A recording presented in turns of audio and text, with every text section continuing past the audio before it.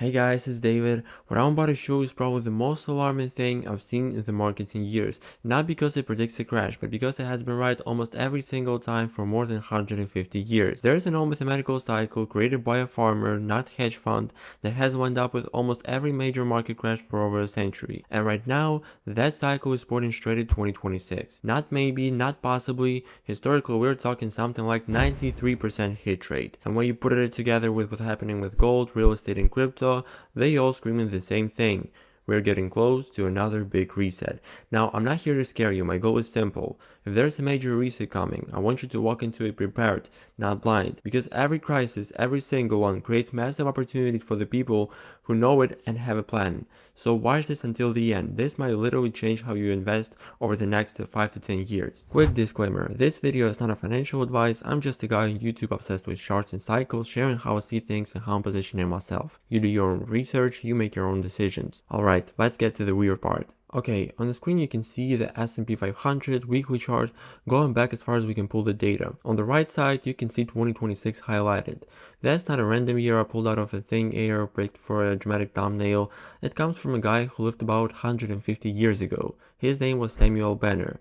He wasn't a Wall Street guy, he was a farmer who almost went bankrupt in the 1870s during a brutal commodity crash. After that, instead of just blaming the system, he became obsessed with one question: do booms and crashes happen randomly, or do they follow some kind of rhythm? He started tracking prices, panics, recoveries, and over time he built this: a table of repeating periods. Years of maximum optimism and high price years, basically take profits while you still can. This is what we now call the Benner cycles. For this video we only care about two lines: the panic years when the crashes tend to hit, and the high price or profit taking years when markets are dangerously elevated before a major dump. When you project Benner's table forward into our time, the next big take profit window lands right around 2026.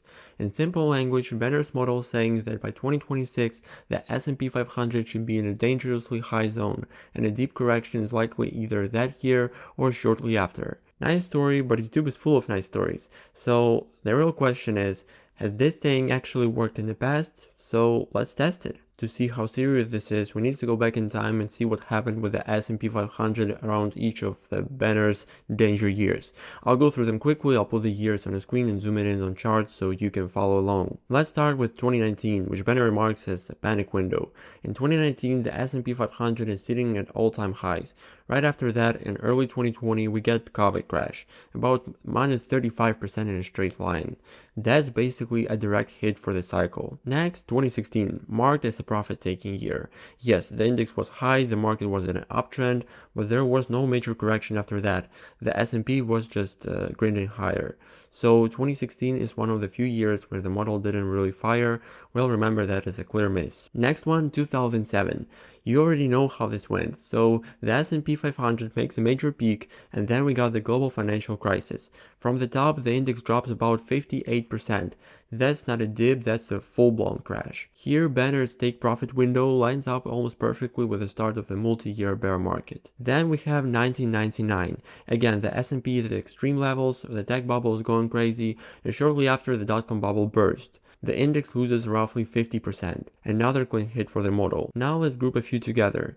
1989, market at a local high, then about 20% correction, before dropping, price even pushes a slightly higher top, and then rolls over. 1981, again, a relative top, followed by roughly minus 27% decline. 1972, a big one. Profit-taking window, market at high, then around minus 49% down. Different magnitude, same idea.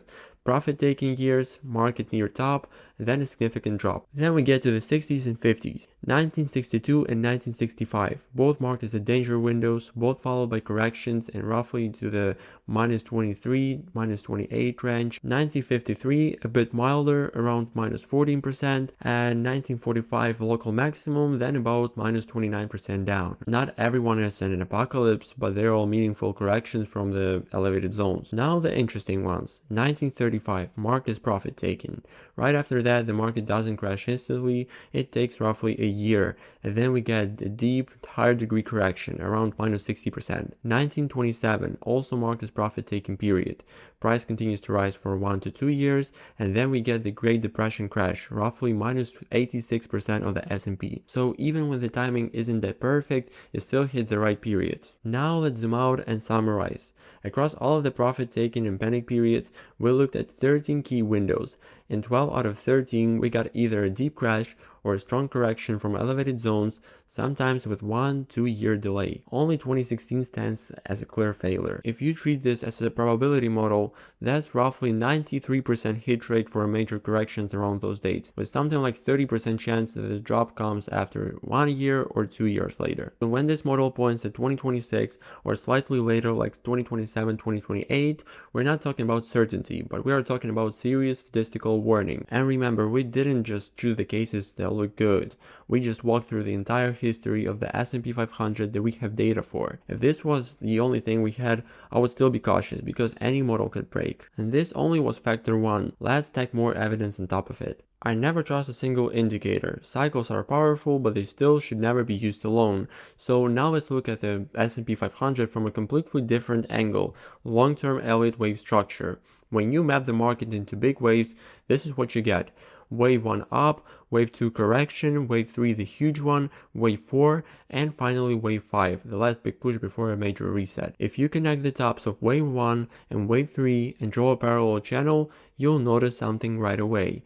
The S&P is pushing into the very top of that long-term range, and when the market hits that upper area, the same thing usually happens. It makes one less strong push up, and then steps back and starts a big correction. Right now the S&P 500 looks like it's finishing a large wave 5, the final part of the pattern, which means the market is trashed, sitting at long-term resistance, and statistically due for a bigger pullback. Combine this with bearish timing, and the risk window around 2026-2028 becomes very hard to ignore. That's factor 2.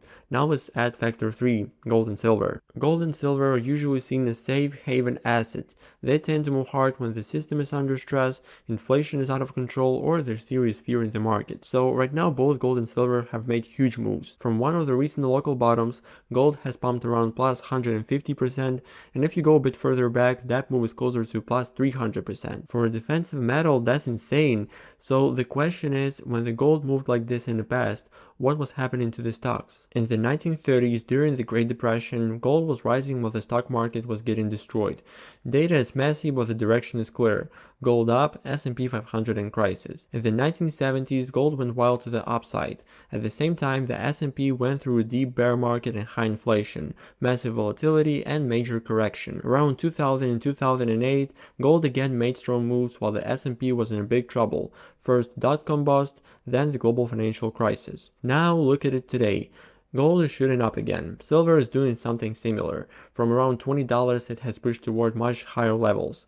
From the chart, it looks like gold is finishing a big move upward, and when gold reaches the end of one of these strong pushes, it usually doesn't just move sideways, it often drops back pretty sharply. And if you look at history, these gold rallies often show up right before or during major stock market problems or very unstable periods in the economy. So gold and silver give us factor 3.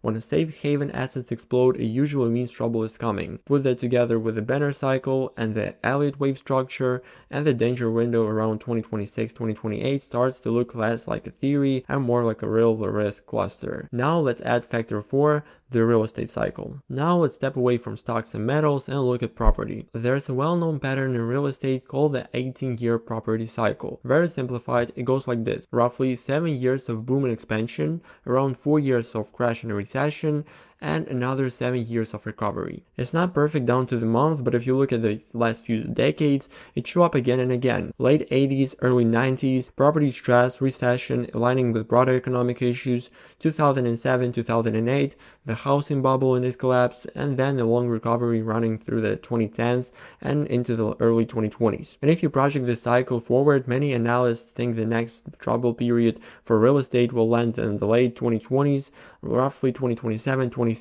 Now stack all of this.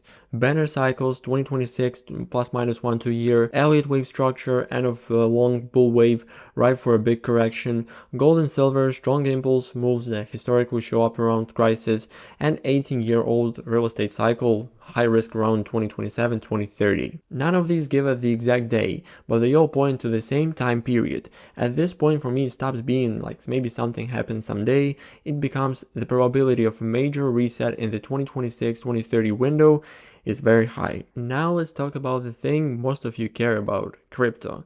A fun detail, Bitcoin was born right after the 2008 crisis. It literally came out of chaos as a response to the broken monetary system. So here's the big question. In the next major crisis, is crypto going to save you or get wrecked along with everything else? Here's my honest answer. I don't know for sure. Nobody does, but we can look at structure and probabilities. When you zoom out on Bitcoin's long-term structure, it starts to look like we may be heading toward a much bigger correction in the next couple of years. Something deeper, more than a usual 70% drops that everyone treats as normal. Something that could change the structure of the entire space. Some coins may never come back, regulation could hit, and we might see one of the insane season blow off, and then the deepest flush we've ever seen. And the likely timing of the Bitcoin correction, surprise, it falls into the same 2026-2028 window. So crypto is not canceling the crisis story. If anything, it fits into it. Could Bitcoin be treated like digital gold or hold up better than stocks? Absolutely possible. But in a full global deleveraging, people usually sell what they can, not what they want. And that often includes speculative assets like crypto. So my base case is Bitcoin and altcoins will see the massive blow off tops before or during the early stages of the crisis, and after that they could experience brutal larger degree corrections. Long term, I'm still very bullish on the crypto space, but I want to be careful about where and when I'm exposed. Markets to me feel a lot like weather. A storm doesn't just appear out of nowhere. Before it hits, you notice small changes. The wind shifts, the air gets heavier, the sky darkens slowly, you can feel something's coming. If you're paying attention, the storm never really surprises you. Right now, the markets have the same vibe. Patterns are repeating, people behaving like they before the crashes, first greedy, then ignoring risk, then panicking. Safe haven assets like gold and silver are shooting up, and not all indicators are pointing to the same upcoming period. Those are the warning clouds. They won't give us the exact hour when the storm arrives, but they are more than enough to know that it's getting close. So when you see the signs early, you don't panic, you just get ready. So let's talk about what ready actually looks like. So what do you do with all of this? Let me walk you through my personal approach. This is not advice, this is just how I'm positioning myself. First, I'm slowly building cash. Not at once, not panic selling everything, just steadily increasing my liquidity. Because if a deep correction really hits, that's when the base prices show up. You don't want to be the person watching the market drop 60% with zero buying power. You want to be the person who can actually take advantage of it. Second, I use very simple, reliable accumulation strategy, especially with Bitcoin. At a previous cycle, people sometimes ask me, why were you buying Bitcoin at 55k? Why didn't you just wait for 16k and go all in? The question always comes after the bottom is obvious. In real time, nobody knows the bottom. So instead of trying to be a hero, I stick to a plan. I accumulate over time, every dip pulls my average entry down, and I let the market work for me. At one point, I got my average down to about 20k, very close to the global bottom, and honestly, if the bottom had been even lower, my average would have followed it down. That's the whole point of this approach. You don't need to predict the exact bottom. Your average price naturally drifts to it. And during that accumulation period, you can earn passive income and reinvest it. That leads to another important point. You need income streams during a bear market. The worst position to be in is all your money locked in assets that are dropping, no fresh cash coming in, and you're just watching the dip with no ability to buy it. If you have steady income from work, business, side projects, whatever, you can keep buying when the prices are cheap.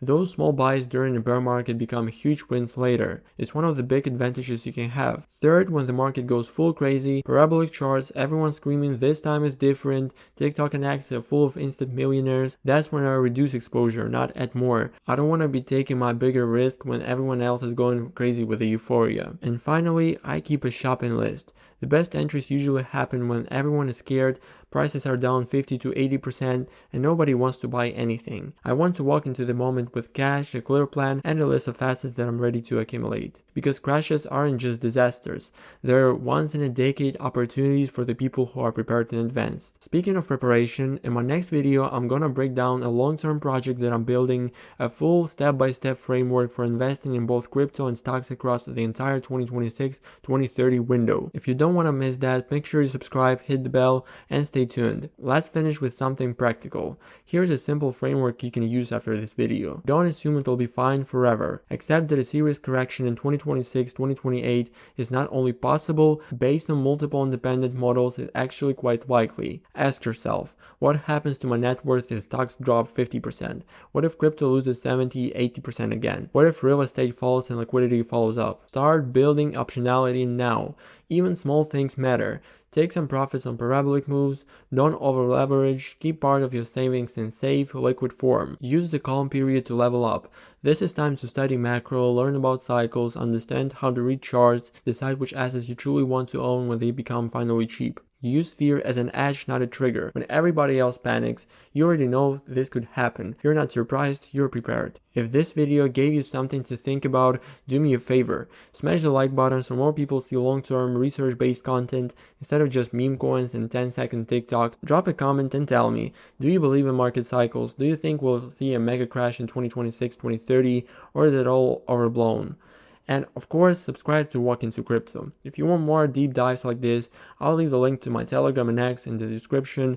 That's where I share extra charts, extra updates, and how I'm adjusting my portfolio as we get closer to this window. Thanks for watching. I wish you wisdom, patience, and huge opportunities on the other side of the next reset. I'm David, this is Walk Into Crypto. Stay sharp, stay prepared, and I'll see you in the next one. Peace.